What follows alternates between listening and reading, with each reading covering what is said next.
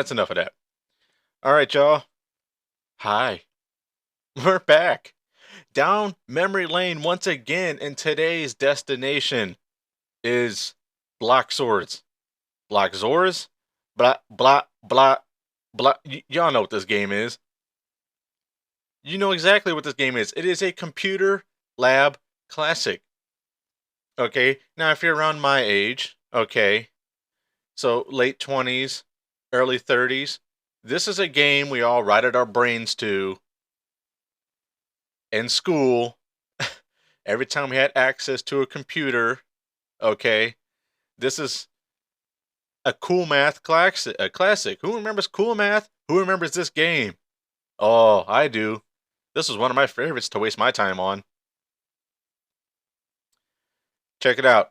So, this here is a game about this rectangular block that you have to use the arrow keys to move on this very obstructed, constructed platform to get it to the other side to where there's this hole. And you put the rectangle through the hole, but you have to do it vertically.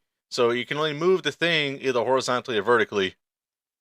So it is a strategic puzzle game that had a pretty cool killer soundtrack. It was just that what you heard in the beginning. It was just that looped over and over again. But we're gonna talk about this game here because I can't be the only one that remembers this game. I did a Let's Play of this game on my YouTube channel, and I even titled it a Computer Lab Classic. That's what it was. You know, I hardly ever played this game at home, but I sure as hell wasted a lot of my time in school doing it. So let's get down to the details here. So Bloxorz, it's a puzzle game, of course. I believe there's a max of 33 levels. I've never seen level 33. I was lucky to see level 10 before I said whatever. It was published by Miniclip. It was developed by Damian Clark and was released in August of 2007. I almost said October, but it's August. August of 2007. It is damn near a 20-year-old game. That is crazy. I remember when this game first hit the scene, and again, we were just playing it. You know? Of course, at the time, back in 07, the only place they had in our school at the time that only had computers were the library. And we would go there sometimes during lunch or when we get to school early. If we had to stay after school, we would just go there and just waste time on the computers because why not? You know, because this was still at a time where not everyone had computers at our house. Not everyone had the internet because it wasn't required. You know, it was still an option to do stuff, to pay your bills, to do homework, to do whatever. Like it was still an option back then. But this game here, we're going to talk about the rest of the game. So, like I said, it was very obstructed, constructed platforms here. You had to strategically move this rectangular block a certain way to get to the other side to go through this hole, in which you had to put it in that hole a certain way in order to pass and move on to the next level. It was very like, as a kid, you're just like, I'm it's like solving a Rubik's cube. It's like, oh, I'm smart as shit because I made it past level 1. You get to level 6, and you're like, I don't want to play no more. you know. So let's just talk about this platform for a little bit. Every level has a different obstacle, and then with that obstacle on the platform, there are other obstacles on it. So let's just talk about like there's some levels that have orange tiles. So the tiles, so the platforms end up with these tiles, these little square gray tiles, but some levels have orange ones. Those orange ones will break loose. They will break away if you stand a rectangular block upright. So if it's standing vertically, it'll fall through those tiles. But if you keep it laid down horizontally, you can roll right across them, no problem. You just can't stand it up. And then there was these switches, these buttons or whatever that were on the platform that you had to activate in order to get you through the stage. So there was something called the round switches. So what they were, they were they were round. There were switches, there were buttons that were circular, and I believe you can lay on those horizontally, if I'm not mistaken. It will activate something, an extra platform, or it would take a platform away, or whatever. and then there was a hard switch. It's called a hard switch. I looked it up, but it was the X. Okay, so the X switches. So if you played this game, you've seen the switch. It was the X on the ground, and you have to stand on that one vertically.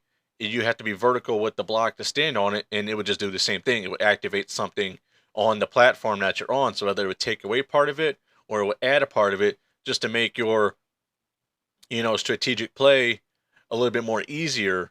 But it also, again, it just added the element like, okay, so now there's this new thing I have to deal with something being gone or something added, and I have to rethink my strategy to beat the level. And then there were also the split switches, which I thought was cool, but it was also kind of tedious in most levels. The split switches was you land on it, and the rectangular block gets cut in half. So now it's no longer a rectangular block. Now it's two cubes, two square blocks, two cubes that you control separately. I believe it's I don't know if there's it's either like space bar or shift or something to swap back and forth to control each block. You didn't control them at the same time. You controlled them separately.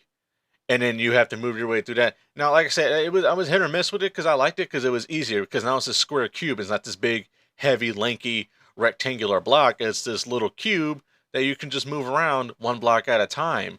There was no vertical, there was no horizontal because it was a cube. It's equal on all sides. So you can just move it around and it just makes it going through that hole to beat the level a lot easier because you can line up perfectly with the one cube, switch over to the other cube, and just go over there and then just line it up. Because the two cubes will stay separate until you push them back together, and then they'll become that rectangle piece again. But in some cases, it was tedious because you have to have the cube, you would have to have that split switch in order to maneuver your way through that certain area, that certain platform to get to where you got to go.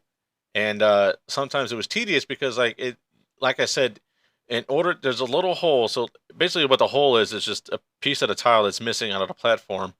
And that's what you would put the rectangular block through to beat the level. And it has to be vertical. And if these two cubes, once these two cubes get close together and you push them together, they come back to being this rectangular block.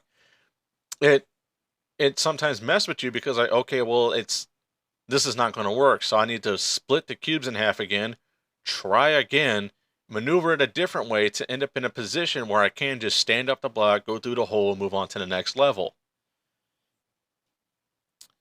So the only way that you can not beat a level, there was no game over. It was infinite lives, so you can just keep trying and trying till you finally get it. And the only way you can do that would just fall off the platform. Yeah, that was it. Like there was nothing there to destroy your block. There was nothing there to kill you. Essentially, it's just you just fall off the platform, and then you start back at the beginning of the level. You never went back to the very beginning of the game. There was no, like I said, no game overs. It was infinite lives. It's a strategic puzzle game. That's all it was. There was no, platformer. It was no. Well, technically it was a platformer, but it wasn't like a standard platformer, not like Mario or anything like that. It's a Flash game. It was free with a very low budget, but this game caught a lot of attention. It was on many other sites and platforms. I think it's on A Games, it's on Crazy Games. It may or may not be on Congregate. It may or may not be on Armor Games. Definitely on Cool Math, because I think that's where it may or may not launched initially, but that's where a majority of us, if not all of us, played it. We all knew about Cool Math because it was a website that our school allowed us to be on, and it had all these games that had nothing to do with learning. But it was cool that we got this game because it was a nice brain rot game to kind of just play and rot your brain. It was that simple. Sure, there's other games we played, but this was one of the main ones. And I tend to go back to it because, I know a lot of people in my audience right now, I would consider this to be retro because next year this will be a 20-year-old game. And sure, it's a Flash game, but just because it's not on PlayStation or uh, Xbox or Nintendo, it doesn't mean it's not retro. I consider it retro. It's a game that a lot of us played as kids, and all of us are fucking grown up now with kids of our own. I consider it retro, just about as much as the PS2 is retro, and Nintendo 64. Like there are games that came out on a PlayStation 2 that are as old as this game, and there's games on a PlayStation 2 that are younger than this game. So I would consider this retro. And it definitely earned its spot here on Memory Lane. A lot of us have played it to this point, and there's no way you're going to be listening to this episode not knowing what this game is. I mean, like I made this argument before in a previous episode. Sure, you can listen to this and learn about it a little bit to get a feel for the game before you play it. But at the same time, most of you are just going to listen to it to hear what I have to say about a game that you know. It's called Memory Lane. We're going to reminisce about our favorite games and gaming memories. And this is one of them for me. So I'm not talking about just my memories, but yours as well. So I'm very carefully picking out some of these games here. Like I've done episodes about mobile gaming. I did Angry Birds and Temple Run. I did Flash games. I did this. I did Slender the 8 Pages, Happy Wheels. It's retro. Just because it's not on disc, it's and you can find it at a Goodwill or whatever. It's retro. I consider it retro. We didn't need a ton. A lot of these games, all we needed was just the arrow keys, or sometimes WSAD, those buttons, is up, down, left, and right, and then a space bar. That's all we needed to play games. This one, it took away the space bar. We didn't even need that. Well, I think we did for the separate cubes, but the majority all we needed was just the arrow keys. Like, that's it. Just those 4 simple buttons at our fingertips, and we had a blast. I give Bloxorz here some flowers. Other than just giving it an episode, I give it flowers. Because it was a strategic game that was carefully made, that made a lot of us carefully focus and think about what our next move was, which, is important in life. Now, for the sake of gaming, but in general, and I'm not trying to compare this to real life or nothing, but you know what I'm saying here. I, but I'm also giving it flowers because when this was also a game that a lot of us kind of right at the computer on, you're in computer lab or you had some downtime and you're in class or at lunch or whatever with a friend, you try a level, you lose, their turn. It was a simple, because all you needed was the arrow keys, and you're not passing a controller back and forth. You just take your hand off the keyboard. Whether you had a laptop or a desktop, well, I mean, that was really all we had, was just those 2 things. It was that great game. You can sit and talk about your bullshit and play this game, not worry about nothing. It was good times on the downtime that we had. I remember playing this game with some friends. I remember wasting time in class. I remember having classes where we did nothing but just sit on the computer all day because there was nothing planned. Whether it be the week before finals or the first week back from winter break or spring break or whatever. There was times where not every class we had something to do because it was just how the schedule laid out. So they would just say, all right, we'll just go on Cool Math and just play games or whatever, or talk amongst yourselves or do homework for other classes. And we did. And we loved days like that because it was just less work we had to do, less shit we had to worry about, less homework we had to do. And we get up here, we played. This was one of the main games we would go to.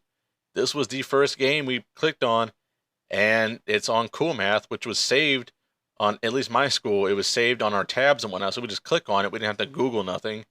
It was already there. We just click on it, and it just popped right up, and we just go straight to this game. And then here we are for the next 30 minutes or however long classes were back then, At this, I tend to go back to this one. Like I said earlier, I did a Let's Play of this on my YouTube channel, Kevin Gill Gaming. Same profile picture, same name. But even on my own, I tend to go back just for that little hit of nostalgia, just for that bump, Just let's see if this game is good as I remember it. And it is. I mean, it hasn't changed. It hasn't been touched since.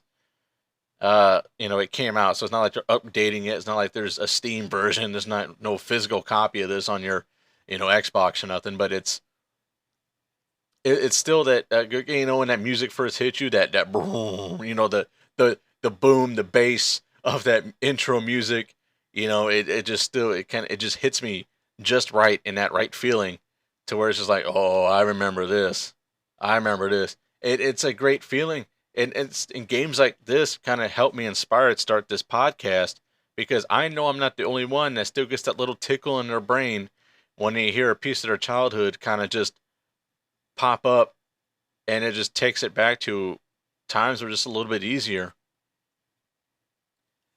I I uh I don't know, man. Flash games nowadays are still fun to play for the most part. At least the ones I've talked about so far. There's other games. There'll be other Flash games and stuff I'll talk about. You know, I can't forget about those. When I didn't have money, and so I couldn't get anything off Steam or pay for downloadable games, I would play Flash games. I would be on Newgrounds all the time, or Cool Math, or Fun Brain, Congregate, Armor Games, just playing these Flash games. And this was one of them. I had a time of my life playing the free shit, the low budget stuff. There was nothing wrong with those games. I mean, Happy Wheels, again, Happy Wheels. I give Happy Wheels the ultimate flowers, because that's kind of episode number one. That to me is going to be the GOAT of Flash games.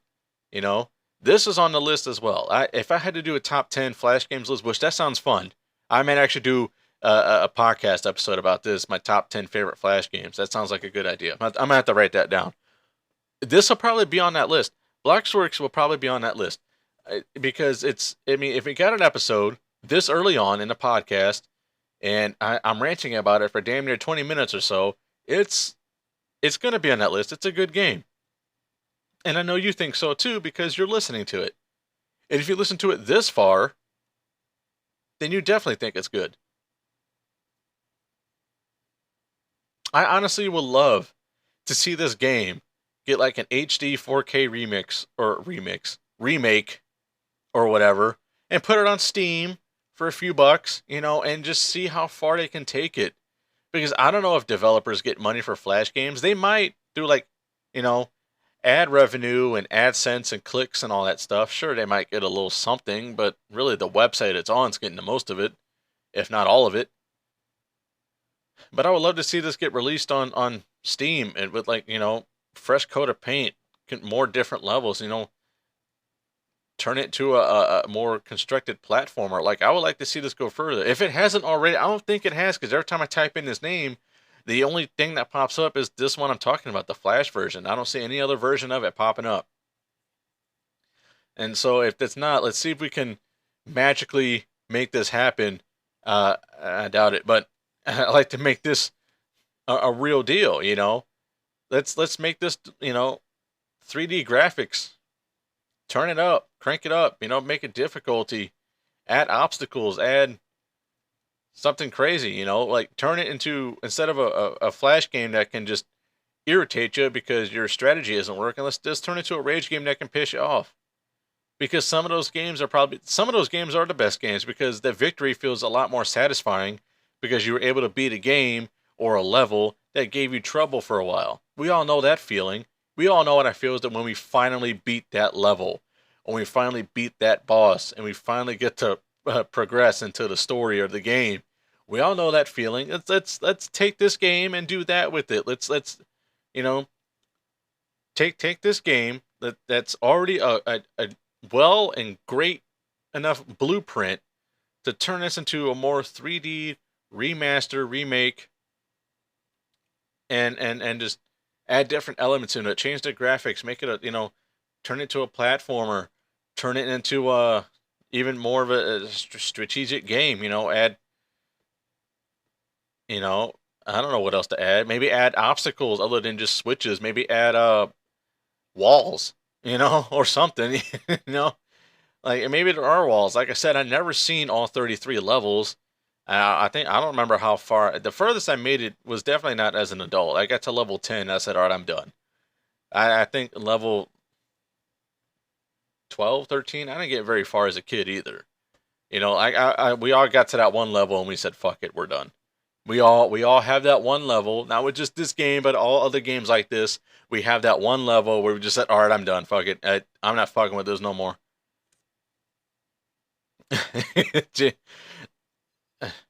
But that's my thoughts on this game, not just as a flash game, but what could they do with it if there's, you know, any revenue with it, and if there's still any revenue with it.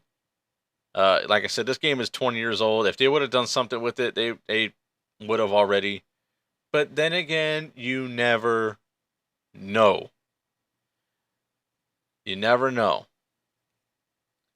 Popular demand gets a lot of attention, and money talks. Let's see. Let's see what happens. There's only one way to find out. It's to wish upon a star.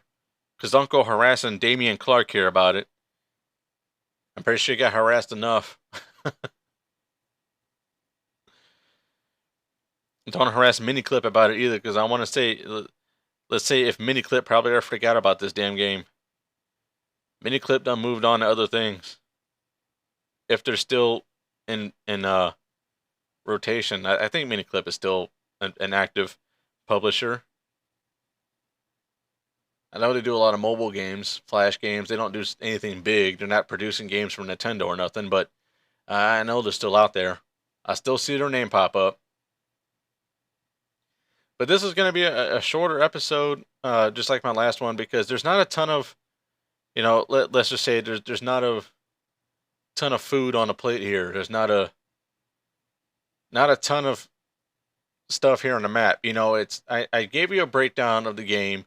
I told you a little bit what the game's about, just a gist of it, the game in a nutshell, if you will, and my experiences with it, and what I loved and hated about it. That's all I can say. It's a flash game, plain and simple. There's not a ton you can say about it, but I did say what I wanted to say, and I said what I needed to say about it. I'm satisfied. Maybe you're satisfied, maybe not. If you listen to this far, you probably are satisfied. If you quit listening within the first 7 seconds, like most people do, you clicked on it for the wrong reason. But that's enough giving this game its flowers and its attention. That's going to be it for this week's episode. Memory Lane. Be sure to check out my socials. My Facebook, my Instagram, my YouTube. Watch my Let's Plays.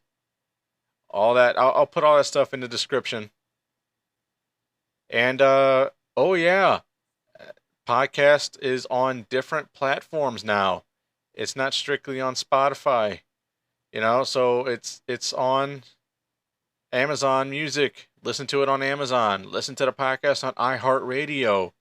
It's also on YouTube podcasts. So if you prefer listening to your podcast on YouTube, it's on there now.